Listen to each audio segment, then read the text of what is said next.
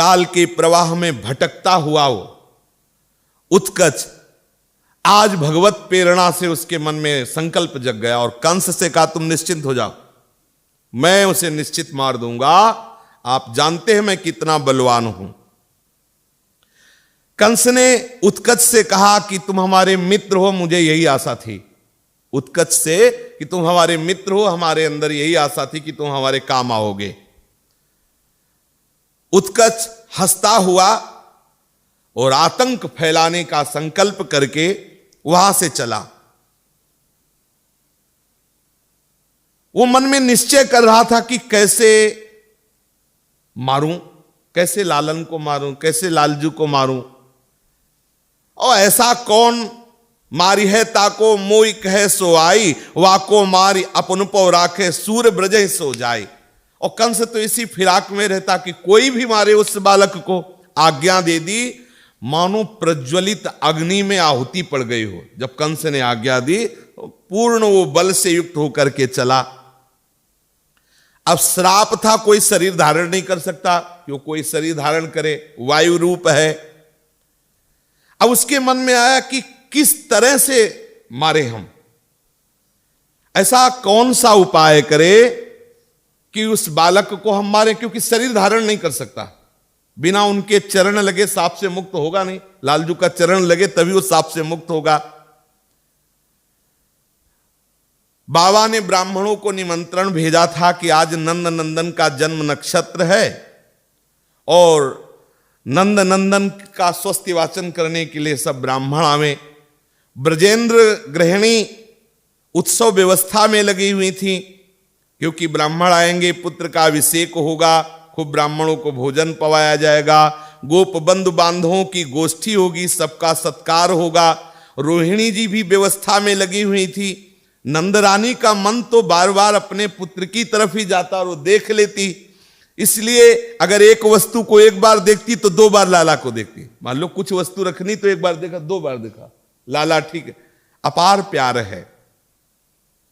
पुत्र को देख करके भंडार में चली जाती, फिर दौड़ करके आती, हृदय धन को सुप्रसन्न निहार करके फिर चली जाती रोहिणी जी की रसोई सहायता के लिए।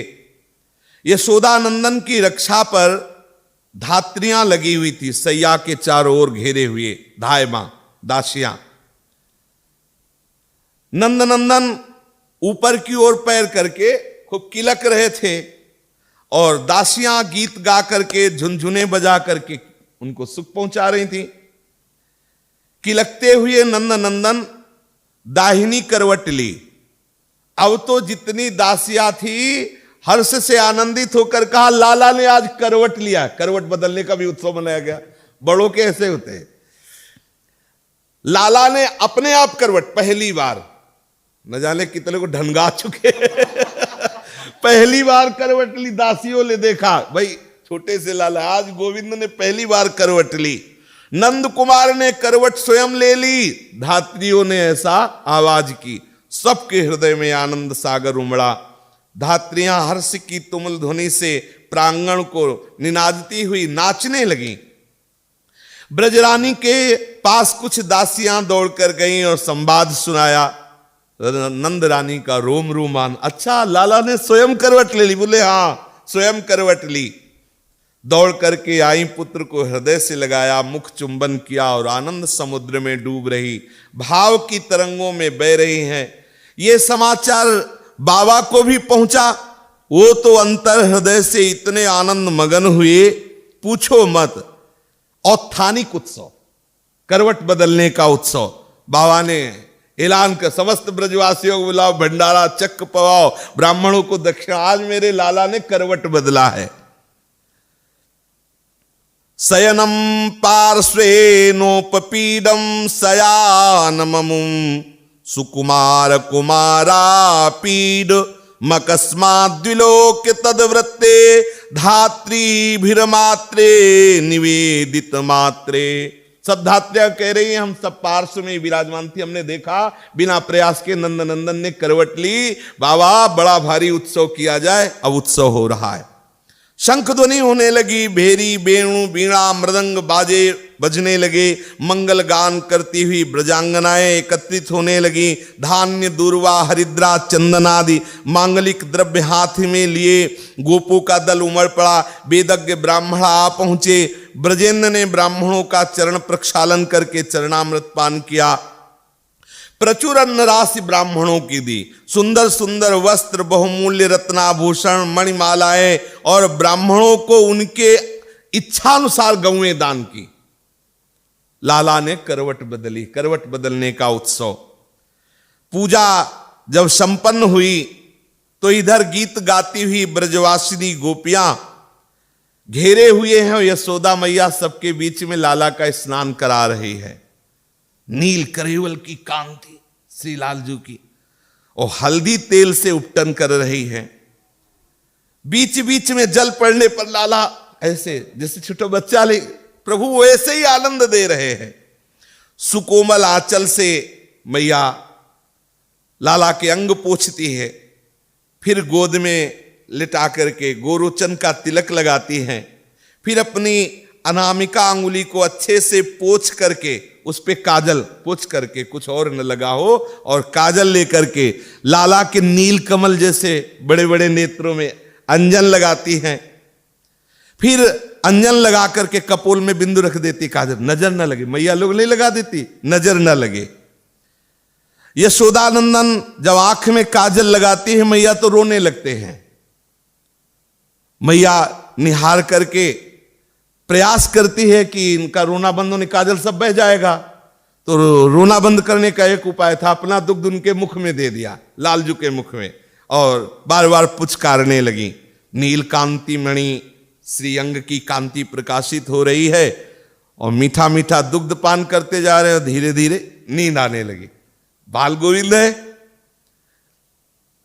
ब्राह्मण लोग जो आए थे वो कुश का जल ऐसे लालजू के ऊपर, मैयन का हो गया तुम्हारी ये लीला, हमारे लाला को नींद आ रही है तो ऊपर से कुछ का जल डालोगे।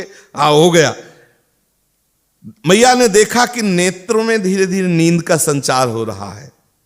कैसी अद्भुत शोभा बाल गोविंद की है। मैया की गोद में दुग्ध पान, थोड़ा थोड़ा दूध भी बह रहा है और नेत्र ऐसे, कितना सुंदर।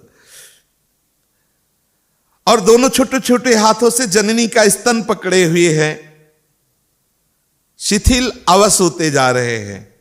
नंद कुमार को निद्रा देवी मानो अपनी गोद में ले रही हो, मानो कह रही हो कि यशोदा मैया आप तो बड़ा सुख ले रही, थोड़ा हमको भी सेवा का अवसर दो।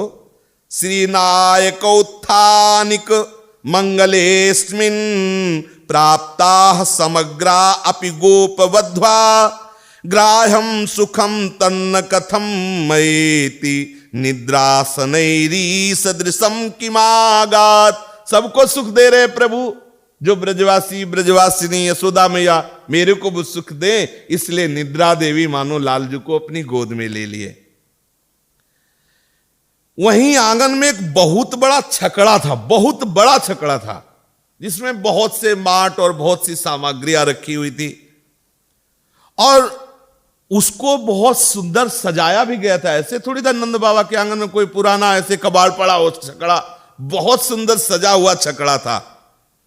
और मैया ने बार बार दर्शन करने को मिले, इसीलिए उस छकड़े में पालने की रचना की थी। दोलिका मंच अर्थात पलना टंगा हुआ था, सुंदर सुंदर रेशम की ड्योरियों से, मरकत मणियों से, और भी सुंदर सुंदर मणियों से उसकी श्रृंगार किया गया था पालने का, छकड़े का। सुंदर रुई भरे तकिए चारों ओर पालने के अंदर लगाए गए थे। इसी पालने पर लाकर धीरे से अपने लाला को सुला देती है।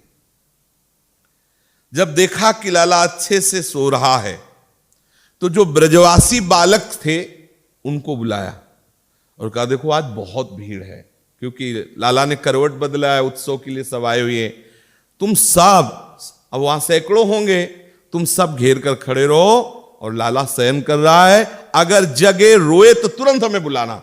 ब्रजवासी बालक तो यही चाहते ही थे कि खुल के लाला के दर्शन मिले हमें। सब हट गए तो वो सब सखाजन लाला को देख रहे हैं। पालने को घेर कर खड़े हैं। मैया ने आदेश किया है, जरा भी रोए तुरंत हमें आदेश कर, तुरंत हमें बताओ आकर के। माता का ये आदेश सब बालक जी बिल्कुल बताएंगे। अब वो पास केवल लालजू को देख रहे कि जरा भी रोए तो हम सूचना दे दे। माता चली गई, अन्य सेवाओं में हंसती हुई जननी लग गई। ब्रजेश महिषी के मन में समागत अतिथियों के सेवा शुश्रूषा का भाव कि किसी को किसी भी तरह से असंतुष्टता ना हो, इसमें लग गई। समस्त गोप बालकों की दृष्टि नंद कुमार लाला पे। अब मैया के सामने तो सो रहे थे, अब लाला जग गए और जब सखाओं की तरफ हेरते हैं, मैया ने कहा था कि जब भी जगे तो हमें बता देना। कोई नहीं बता रहा सब लालजू से आंख मिला के देख रहे, कोई नजदीक जा रहा है, कपोल छू रहा है, कोई हंस रहा है, लालजू भी किलकारियां कर रहे हैं। उत्कच दैत्य ने सोचा कि यह बहुत बढ़िया अवसर है। जो कंस ने भेजा था उस उत्कच दैत्य को, उसने सोचा कि जिस इस छकड़े के नीचे इनका पलना है ना, इसी छकड़े पे मैं बैठ जाऊं, क्योंकि मैं बहुत बलशाली हूं और छकड़े को दबा दूंगा तो पिस जाएगा बालक, इससे काम हो जाएगा। ऐसा मन में उसने विचार किया। वायु रूप वो धारण करने वाला उत्कच दैत्य वहां पहुंचा, जहां ब्रजेंद्र नंदन सकट के नीचे एक सुंदर पलने पर ऐसे सखागण तो उनकी रूप माधुरी में, उनके पद संचालन में, उनकी दृष्टि में, कोई कोई सखा तो डोरी पकड़ के थोड़ा झुला भी देता। और लालजी किलकते किलकते किलकते लालजू अपने मृदु सुकोमल अंगुलियों से, अपने करकमल की अंगुलियों से ऐसे चरण पकड़ा अपना और अंगूठा मुख में डाल लिया। लालजू धीरे धीरे अपने चरण के अंगूठे को चूस रहे हैं। शिशु खड़े हुए जो गोप बालक है वो इस शोभा को देख रहे हैं। कर पग गही अंगूठा मुख में लत, प्रभु पौढ़े पालने अकेले, हरसी हरसी अपने रंग खेलत।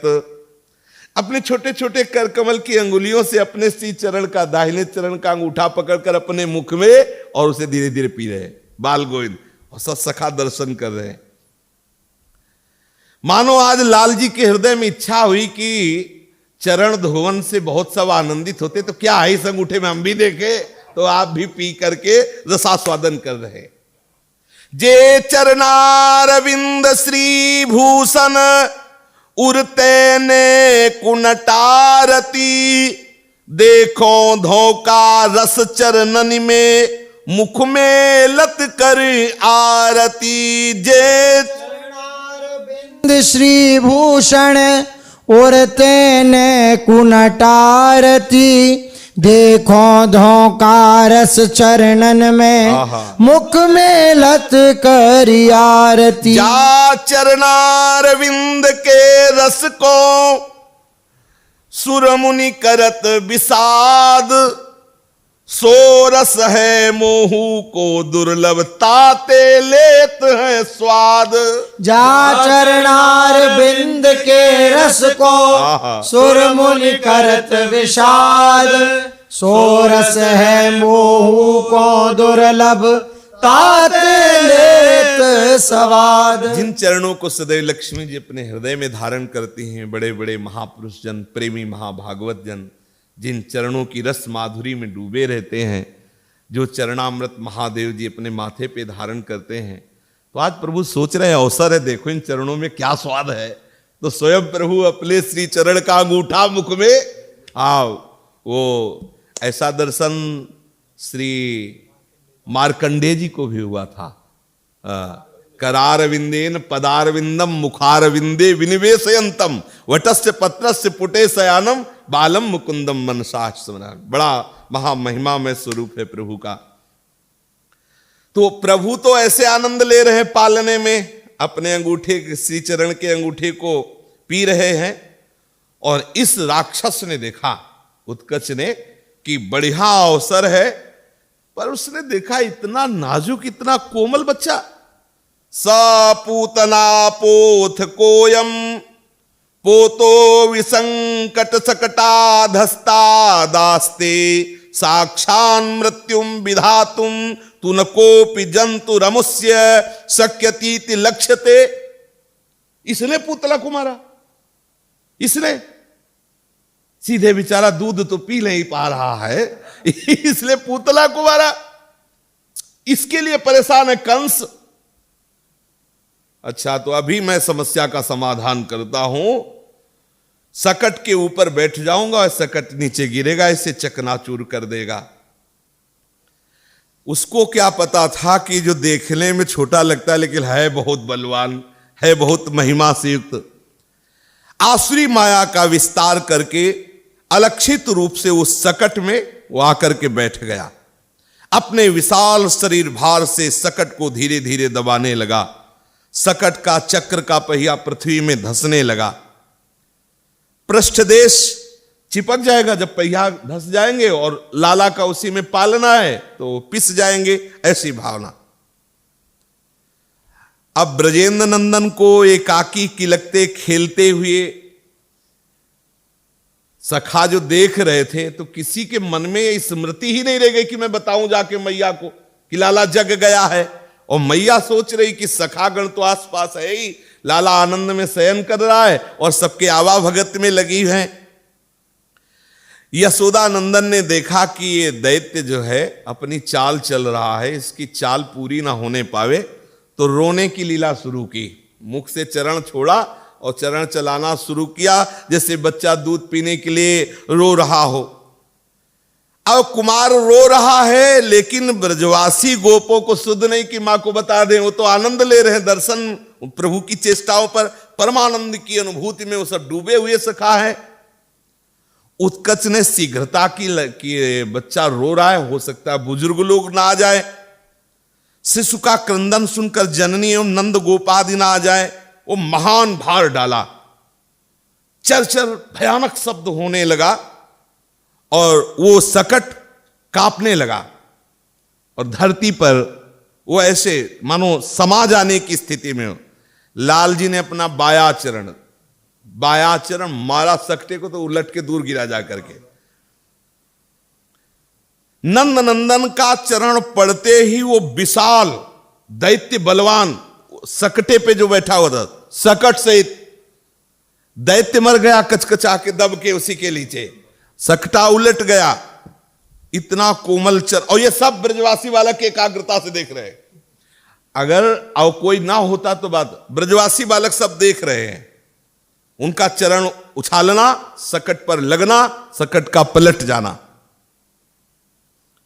नंद नंदन के 9 पल्लों सुकोमल नन्हे चरण लगते ही इतना विशाल सकटा अकस्मात आकाश में उछला, घोर शब्द करता हुआ नंद नंदन से दूर उलट कर गया। और उस समय दधी दुग्ध नवनीत मक्खन आदि सब रखा हुआ था, सब भांड फूट गए, सब वो फैल गया दही दूध। अधा शयानस्य शिशोरनोल्पको प्रवाल मृद्वंगी हतं व्यवर्तत विध्वस्त नानारस कुप्य भाजनम व्यतस्त चक्राक्ष विभिन्न कुवरम। सब उसका पहिया टूट गया, उसका जुआ टूट गया, रखे हुए दही दूध और मक्खन आदि सब फैल गए, वो ध्वस्त हो गया छकड़ा। जे ही वो घर घर शब्द छकड़े का हुआ तो सब ब्रजवासी बालक जो थे अब सब चीख पड़े। देव ही आवाज आई तो ब्रजेंद्र अर्थात नंद बाबा, उपनंद और ब्रजवासी गोप मंडली सखियां सब भाग पड़ी। ये घोर शब्द कैसा हुआ? सकट उलट गया है। ये शब्द सुनते ही तो यशोदा मैया को तो चेतना ही नहीं रही, मूर्छित होकर गिरी। मतलब सकट उलट जाने का मतलब है लाला तो पालने में उसके नीचे ही था। हाय हाय मच गया। बाबा तो बस आंख बंद कर नारायण नारायण त्राहिमाम त्राहिमाम, दया सिंधु करुणा सिंधु जगतपते, आप सबकी रक्षा कर सकते हो, आप मेरे लाला को कुछ ना हो ऐसी रक्षा कर दे। नारायण की रक्षा के लिए नारायण को ही पुकार रहे बाबा। तो ये है, देखो मतलब कितनी आसक्ति है प्रभु में और कितना विश्वास है प्रभु के वैभव में। बाबा तो आर्तनाद करने लगे, हे नारायण मेरे भक्त। और गोपांगनाएं सब रोती हुई सबको ऐसी आशंका है कि पता नहीं अब नंद नंदन हैं भी कि नहीं, क्योंकि इतना बड़ा छकड़ा पलट गया। यशोदा मैया तो इसलिए मूर्छित हो गई कि बस अब तो हमारा दुर्भाग्य ही प्रकट हो गया। बाबा दौड़ करके गए, जब देखा कि पालना अलग पड़ा हुआ, पालने में लाला आराम से पड़ा हुआ है। बाबा ने उठाया, दौड़ करके देखा कि कहीं कोई क्षति तो नहीं हुई, कोई हानि तो नहीं हुई, किसी अंग में चोट तो नहीं लगी। और लाला बाबा को देख के मुस्कुरा दिया। तो बाबा, आहा, नारायण भगवान ने रक्षा। गदगद कंठ से नारायण नारायणा अखिल गुरु भगवान नमस्ते। हे जगत गुरु भगवान नारायण, आपने हमारी रक्षा की, हम नमस्कार, हमारा लाला सुरक्षित है। ऐसा बार बार बाबा लालजू को हृदय से लगा रहे हैं। ब्रजेश्वरी को बुलाया यशोदा जी को, देखो अब कोई चोट नहीं लगी, लाला सुरक्षित है। लेकिन ब्रजेश्वरी को होश कहां, वो तो मूर्छित हो गई थी। ब्रजेश्वर दूर से ही देखा तो रोहिणी जी को कहा कि, रोहिणी जी के नेत्रों से तो आंसू झर रहे थे। श्री रोहिणी जी दौड़ करके ब्रजरानी के पास गई और कान में कहा कि लाला को बिल्कुल कोई चोट नहीं आई है, लाला कुशल है। ये कुशल शब्द सुनते ही चेतना आ गई। तो अपार ये सब प्रेम की मूर्ति हैं। हर्ष ध्वनि करती हुई ब्रजवासिनी गोपियां सब कह रही कि बिल्कुल किसी भी तरह की कोई खरोच लाला को नहीं। चेतना का संचार हुआ। नेत्र खोल करके देखा कि हमारा लाला बाबा की गोद में दौड़ पड़ी और बाबा की गोद से लाला को छीन लिया। संपूर्ण अंग लाला के निहारती हैं और अश्रु प्रवाह लाला के ऊपर गिर रहा है। रोते रोते ब्रजरानी कहती है, बालो में नवनीत तश्च मृदुलस त्रैमासिको शांति के हा कष्टम सकटस्य भूमि पतनात् भंगोयमा कस्मिका। हाय मेरा बालक मक्खन से भी तो सुकोमल है और इतना विशाल सकटा उसके ऊपर कैसे गिर गया। अभी इतना छोटा बालक, यह अकस्मात सकटा कैसे गिर गया। मेरे प्राण क्यों नहीं निकल गए। बात सुनती मैं जीवित क्यों रही।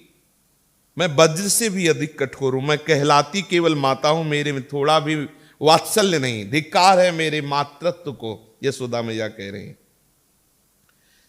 ये मेरे लाला पर बार बार विघ्न क्यों आ जाता है। ये मेरे किसी पाप का फल है। और लाला बच क्यों जाता है, ये बाबा के पुण्य का फल है।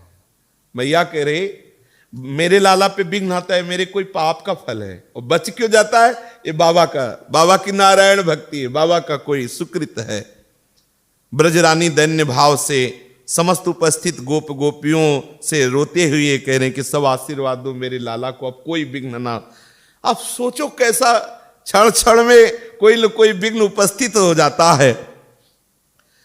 अब बाबा ने पूछा कि ये छकड़ा कैसे उलट गया।